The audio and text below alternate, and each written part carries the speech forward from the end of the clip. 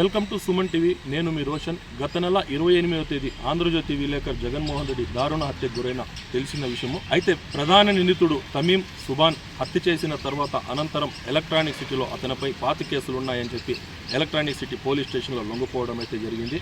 నిన్న రాత్రి మన ఆంధ్ర పోలీసు వాళ్ళు డిఎస్పీ ప్రభాకర్ గారు మరియు కొంతమంది పోలీసు వాళ్ళు అతన్ని అక్కడి నుంచి అదుపులో తీసుకొని కోర్టుకైతే తరలించారు. నిన్న రాత్రి కోర్టు అతనికి 15 రోజులు రిమాండ్ విధించడంతో 15 రోజుల తర్వాత అతన్ని కస్టడీలో తీసుకుని నిందితుల వెంకన ఎవరున్నారనే కోణంలో కూడా ఆరా తీస్తామని చెప్పేసి ప్రభాకర్ గారు అయితే అన్నారు. నిందితుడిని కఠినంగా శిక్షించాలని చెప్పి అటు మీడియా వర్గాలు కానీ ప్రజాప్రతినిధులు కానీ కోరుతా ఉన్నారు. మరిన్ని విషయాలు ప్రభాకర్ గారిని అడిగి తెలుసుకుందాం.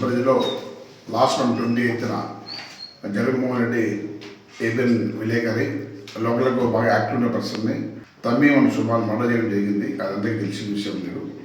అందులో ముద్దాయిలు మర్డర్ చేసిన తర్వాత బెంగళూరు కమర్షియల్ పోలీస్ స్టేషన్ వీటికి వెళ్ళి ఎలక్ట్రానిక్ సిటీ పాత కేసు ఒకటి 21లో ఉన్న కేసు ఎన్డీపీఎస్ యాక్ట్లో ముద్దాయిలుగా సరెండర్ అయిపోయారు.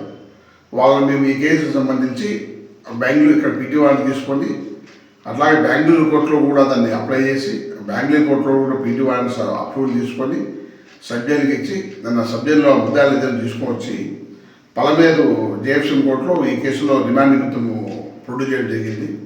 వాళ్ళకి 15 days రిమాండ్ ఇవ్వడం జరిగింది.